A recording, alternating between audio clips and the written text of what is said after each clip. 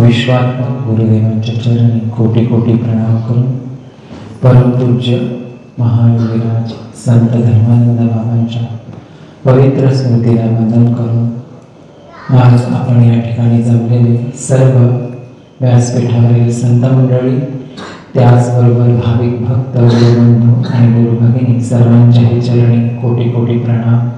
आत्मा मालिक, आत्मा मालिक. आज आपण नेहमीप्रमाणे प्रत्येक महिन्याच्या संकष्टीच्या निमित्ताने या आत्मचिंतनाच्या सभेमध्ये आपण सगळेजण सहभागी झालेलो आहोत. सत्संग या ठिकाणी नेहमी चाललेले असतात. अगदी संकष्टीच नव्हे तर जो जो भाविक या ठिकाणी येतो तो दिवसातून कुठल्याही वेळेला येऊ दे, या ठिकाणी सत्संग हा होतोच. अगदी कमी वेळेचा असेल, जास्त वेळेचा असेल, किंवा अगदी बसल्या बैठकीला देखील सत्संग हा नेहमी सुरू असतो. आणि नेहमी आपण सगळ्यांनी सत्संगामध्येच असावं, म्हणजे मग आपल्या बुद्धीवरती दुसऱ्या कुठल्याही गोष्टीचं आवरण तयार होत नाही. नाहीतर मग आपण भांडी स्वच्छ केली आणि जर वेळच्या वेळी पुसली नाही तर त्याच्यावरती हळूहळू धुळीचे थर तयार व्हायला चालू होतात. आणि ते धुळीचे थर पुढे जाऊन एवढे घट्ट होतात की नंतर मग त्या स्टेजच्या जाळीने घासले तरी सुद्धा लवकर निघत नाही, चिकट चिकट होऊन बसतात. आणि म्हणून वरचेवर ही घासणी पुसणे असावी. परमपूज्य परमहंस रामकृष्ण यांनी आपल्या गुरूंना प्रश्न विचारला की आपण नेहमी निर्वस्त्र असता, तोतापुरी हे नेहमी नग्न दिगंबर अवस्थेत असायचे आणि एवढ्या उच्च समाधी अवस्थेला असून सुद्धा तुम्ही नेहमी का बरं सारखे उठून ध्यानाला बसता?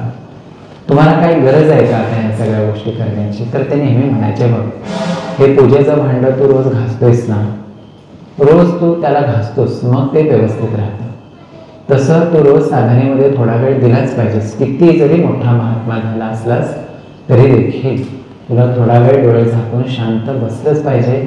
आपल्या स्वतःच्या स्थितीशी, म्हणजेच ज्याला संतांनी आत्मस्थिती म्हटलंय, त्याच्याशी थोडा वेळ तादात्म्य पाहूनच त्यातनं उठलं पाहिजे आणि मगच आपल्या कामाला लागलं पाहिजे.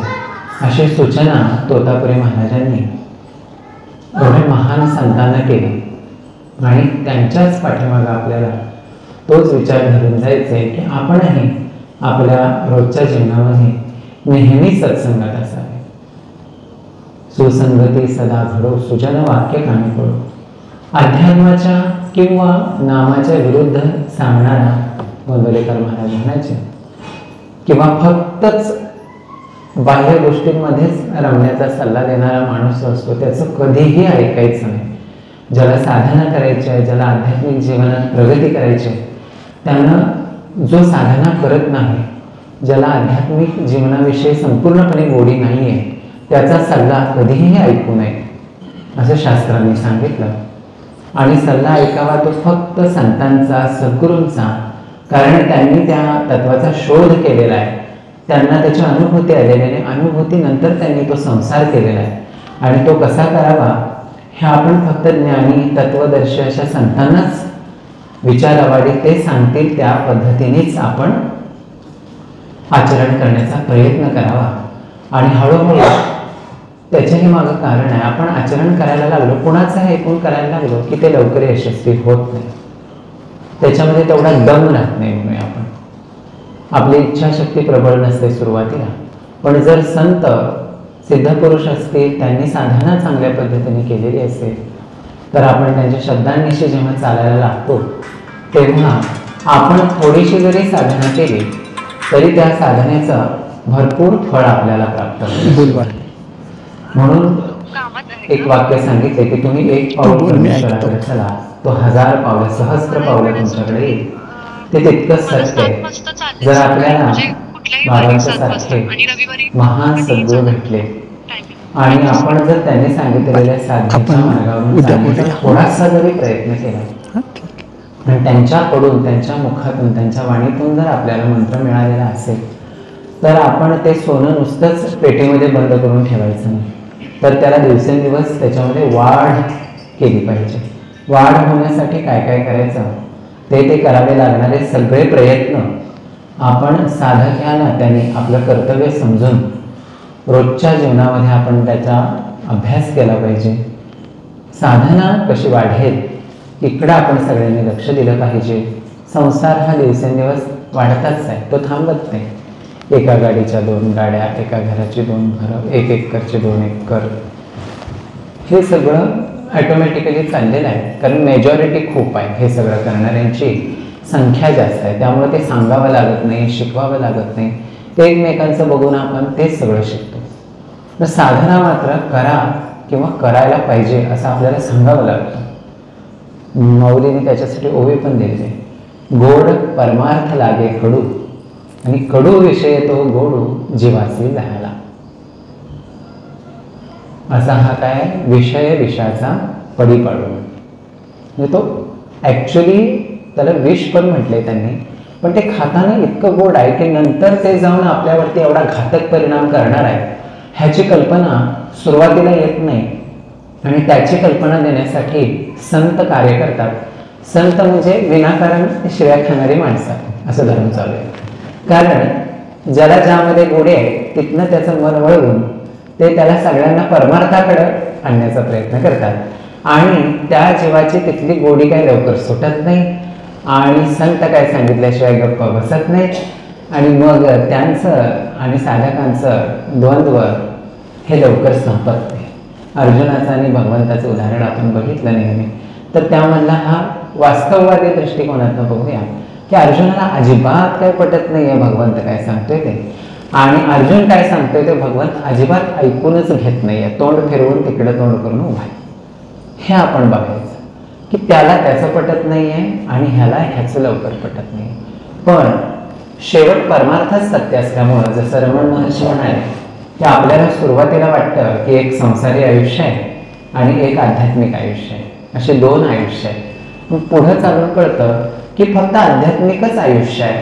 संसार हा त्याच्यामधला एक छोटासा धुळीच्या कणा एवढा भाग आहे फक्त. आणि संपूर्ण जे विश्व आहे ते परमेश्वराने ओतप्रोत भरलेलं असल्यामुळं आता अर्जुनाने जेव्हा विश्वरूप बघितलं तेव्हा त्याचं ते युद्ध वगैरे त्याला काहीच किरकोळ वाटायला लागलं. कारण त्या भगवंताच्या रोमारोमामध्ये त्यानं अनेक ब्रह्मांड बघितली आणि त्या अनेक ब्रह्मांडाच्या पुढं आपली पृथ्वी आणि तो युद्ध करणारा काहीच त्याची किंमतच राहिली नाही.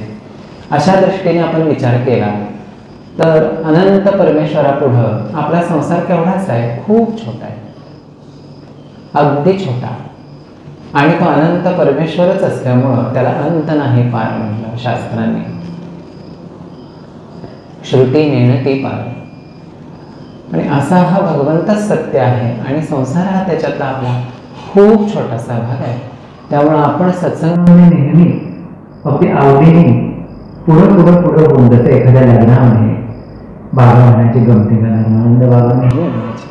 आम्ही थोडंसं मागं पडलो दुसऱ्यांना कोणाला तर घाबरून की म्हणायचे इथे सत्संगामध्ये आक्रमक भूमिकेत राहायचं, सत्संगावरती तुटून पडायचं असं म्हणायचे. तुटून पडायला पाहिजे सत्संगावरती. लग्नात नाही कसं पुढं करता असं म्हणायचे. वास्तुशांतीस कसं आपण पुढं करत असतो. नटापटा करून हे असं करायला पाहिजे, ते तसं करायला पाहिजे, हे तर असं व्हायला पाहिजे, तसं व्हायला पाहिजे. तसं आपण सत्संगामध्ये काय केलं पाहिजे, ॲग्रेसिव्ह आक्रमक पद्धतीने आपण सत्संग केला पाहिजे की आपलं पूर्ण असा रोम पेशी त्या सत्संगासाठी आतुर पाहिजेत. आजची संकल्पी संपली किंवा कुठेही सत्संग असू देत बाहेरगावी, तर त्या सत्संगाचे वेध मनामध्ये राहिले पाहिजे. त्या सत्संगाला जायचं आहे असं बेंबीच्या देठापासून ते घुमलं पाहिजे. संसार सुरू असतो, ह्यात काय जेवायचं बंद होत नाही, आपण कामं बंद करत नाही, काही नाही. मनाची जी अवस्था आहे ती आपली बदलली गेली पाहिजे. कोणी एक बोलली नारी विकिता गोरस घ्या म्हणे हरी. म्हणजे तिला तूप विकायचं आहे, काय लोणी विकायचं आहे, दूध विकायचं हे लक्षात नव्हतं. ती हातातनं तूप देत होती आणि म्हणत होती की हरी घ्या, गोविंद घ्या, अच्युत घ्या. हे असं का झालं तर विचार आतमध्ये तोच चालू आहे. शरीराने संसार चालू आहे आणि मनाने सारखं भगवंताचं चिंतन चालू आहे. ते सगुणाचं असेल, निर्गुणाचं असेल, ध्यानाबद्दल असेल, पण सारखं एकच विषय डोक्यामध्ये की भगवंत. आणि तसा विचार आपण सुद्धा सत्संगाच्या माध्यमातून करायचा आहे, हे शिकायचं आहे. दुसरं काहीही शिकण्यासारखं ह्या जीवनामध्ये नाही आहे.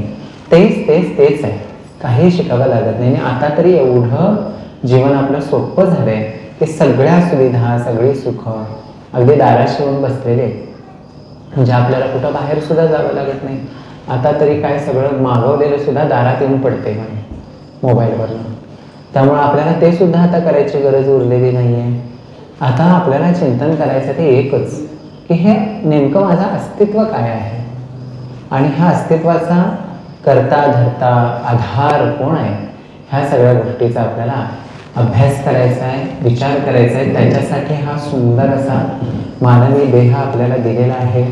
मानवी देहामध्ये आल्यानंतर निव्वळच खाणे, झोपणे, मुलाबाळांना सांभाळणे एवढ्या क्रिया करण्यासाठीच दिलेलं नसून त्याच्याही पेक्षा वेगळं काहीतरी करण्यासाठी आपल्याला हा मानवी मेंदू, आपला मणका दिलेला आहे देवाने.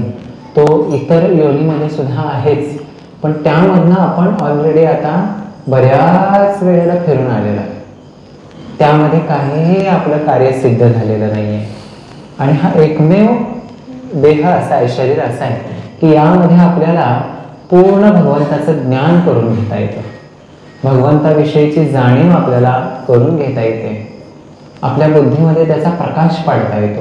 एवढा प्रगल्भ मेंदू आपल्याला भगवंतांनी जन्मजात देऊन टाकलेला आहे. मानवी देहामध्ये असताना आपल्याला प्राण्यांप्रमाणे सुद्धा जगता येतं आणि देवाप्रमाणे सुद्धा राहता येतं.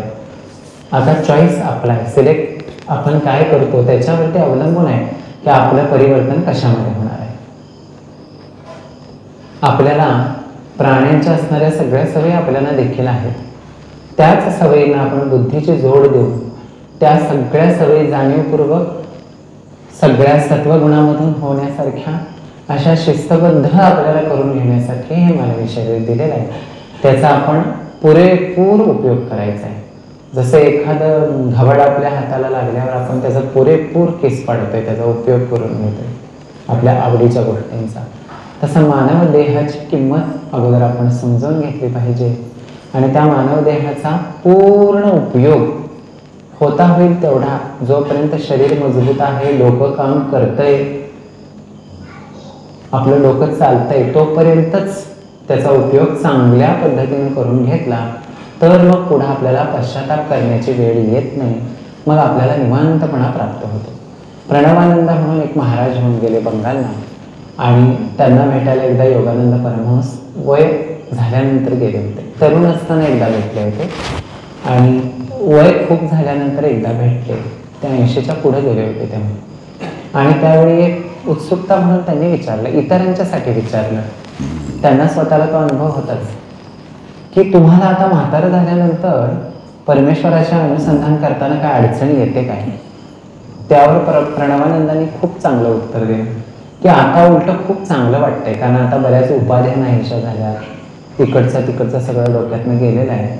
आणखीन जरा मला आता परमेश्वराशी एकरूप झाल्यासारखं वाटतं. नाही, सदैव परमेश्वराने मी एकच आहे अशी भावना आता जास्त वाढली आहे, दृढ झाली. त्यामुळे म्हातारपण आता मला चांगलं वाटायला.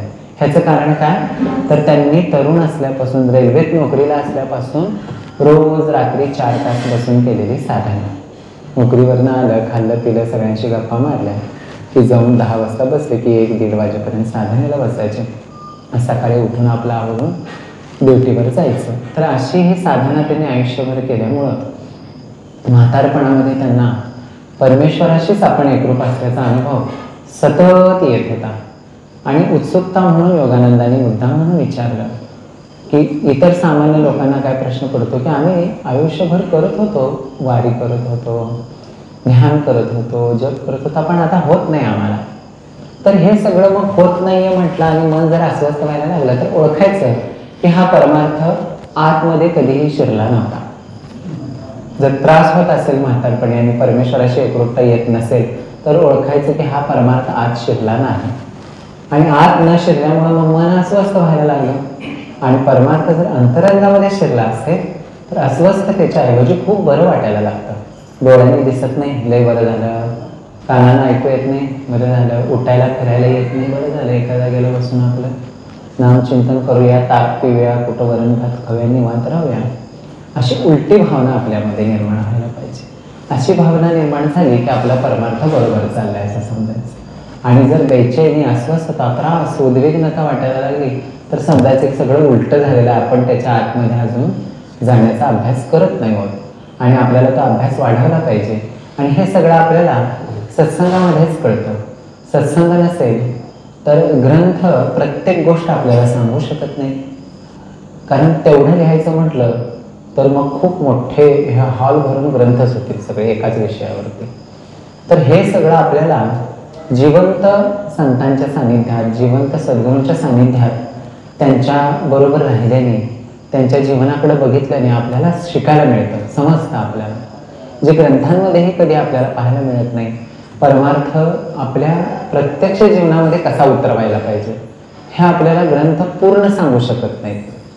आदर्शवाद आपल्याला ते सांगतात, असं करायला पाहिजे, तसं व्हायला पाहिजे, हे असं आहे, ते तसं आहे.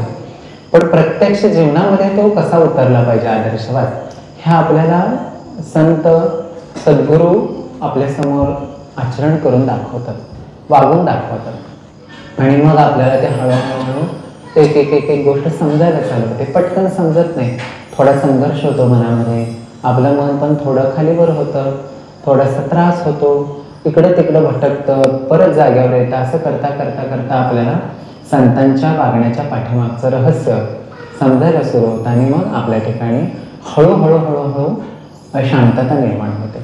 आणि शांतता निर्माण झाल्याच्या नंतर मग आपल्या ठिकाणी भगवंताविषयीचे विचार करणं, भगवंताचं चिंतन करणं वगैरे तिथून पुढं मग अगदी चांगल्या पद्धतीने सुरू होतं. तोपर्यंत मग आपला अभ्यास कसा चाललेला असतो, फक्त चढायचं वरती, खाली उतरायचं.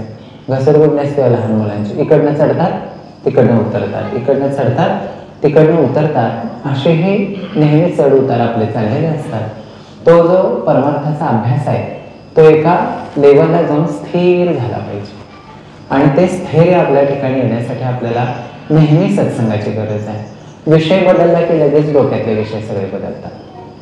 सुरुवातीची आपली स्थिती ही असते.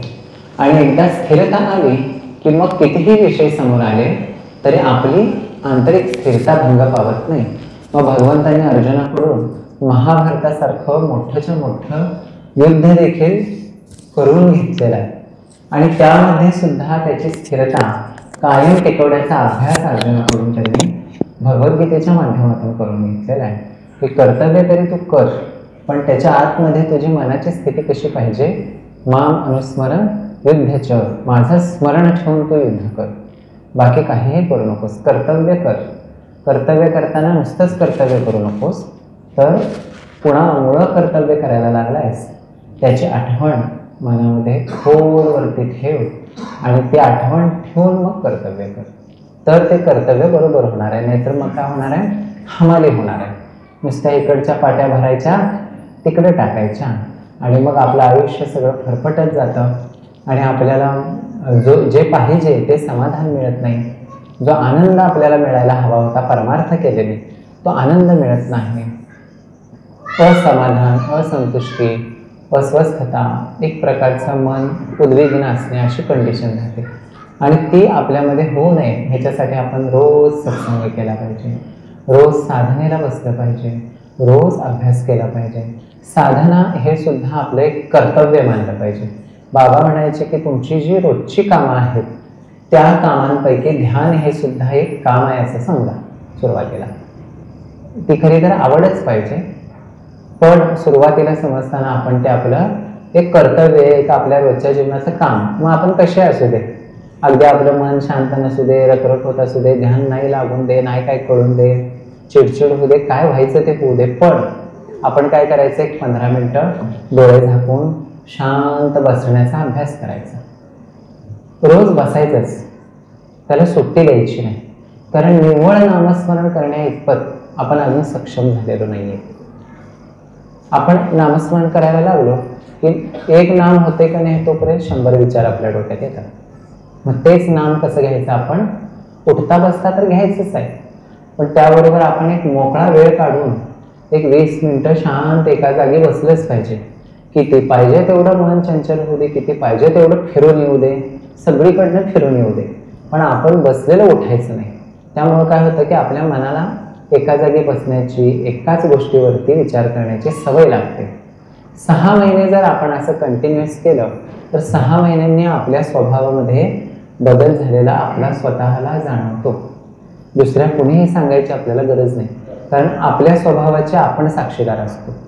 इतरांच्या पुढे आपण खूप चांगलंच वागत असतो, पण आपला स्वभाव कसा आहे, आपल्या आतमध्ये काय बदल झाले, कुठले विचार कसे होते, आता त्या विचारांमध्ये काय बदल झालाय, हे सगळं आपल्याला एकट्यालाच समजतं आणि भगवंताला किंवा आपल्या सद्गुरूंना.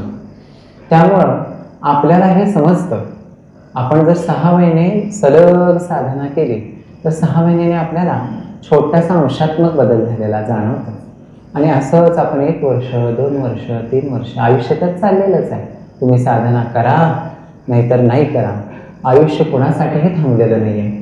त्यामुळं त्याच्यातला एक भागच तो करून टाकायचा की मी बसणारच आहे. आणि अशा पद्धतीने आपण बसत गेलो की 3 वर्षांनी आपल्या स्वभावामध्ये बराचसा बदल आपल्याला झालेला जाणवतो. आपल्या ठिकाणी शांतता आणि समजूतदारपणा यायला चालू होतो आणि मग आपल्याला योग्य काय अयोग्य काय हे समजायला सुरू होतं. हे समजलं की आपण मग त्याच ध्येयाच्या दिशेने वाटचाल करतो. आपल्याला जे चांगलं आहे असं एकदा मनाला जर पटलं तर आपलं मन पूर्णपणे त्याच एका विषयाच्या पाठीमागं लागतं आणि मग त्याच विषयावरती सारखं लक्ष राहतं. काम करताना पण तिकडंच लक्ष, दळिता कांडिताना तुझं गायन अनंता, सतत सतत मनाच्या आतल्या तळावरती एकच विषय चालू असतो, सारखा तोच विषय, आणि त्याच्यामध्येच आपलं मन सतत रमायला चालू होतं आणि मग तिथं धारणा केंद्रित होते आणि ध्यान मग चालता फिरता सुद्धा व्हायला चालू होतं. बसल्यावर तर होतच, उठलं तरी ते ध्यानातच राहतात. थोडीशी वेड्या माणसासारखी स्थिती दुसऱ्यांना वाटू शकते की ह्याचं लक्ष नाही आहे बहुतेक इकडं तिकडं. एखाद्या आपण संकटात असताना जसं आपलं दुश्चित्त झालेलं असतं किंवा आपल्या आवडीचा विषय समोर आल्यावर आपलं लक्ष नसतं दुसरीकडे कुठं, तसं ह्या विषयामध्ये सुद्धा आपलं लक्ष थोडंसं दुसरीकडे थोडा वेळ राहण्याची शक्यता असते. पण त्याला घाबरायची अजिबात गरज नाही. जसं गोऱ्या कुंभारांचं लक्ष नव्हतं काही वेळेला काम करताना, विसरत होते ते, पण त्याचा काहीही दुष्परिणाम आपल्या जीवनावरती होत नाही, झाला तर चांगलाच परिणाम होतोय. त्यामुळे ह्या सगळ्या अवस्थांमधून आपण जायला शिकायचं. आपण नाही गेलो तरी निसर्ग आपल्याला त्यातून एक दिवस घेऊन जाणारच आहे, पण त्याची घेऊन जाण्याची पद्धत कशी आहे, काठी घेऊन आहे. तो मारून मारून शिकवतो.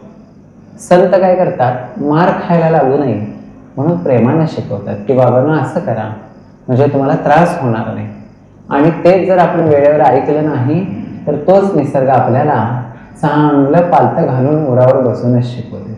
आणि म्हणून तसं होण्याच्या अगोदरच आपण काय करायचं, सावध व्हायचं आणि आनंदाने जी गोष्ट आपण रडत खडत जबरदस्तीने मारून मुटकून करणार आहे तीच गोष्ट आपण अगोदरपासून आनंदानं प्रेमानं उत्साहानं करायला शिकायचं. म्हणजे मग आपल्याला पुढं त्रास व्हायची वेळ येत नाही.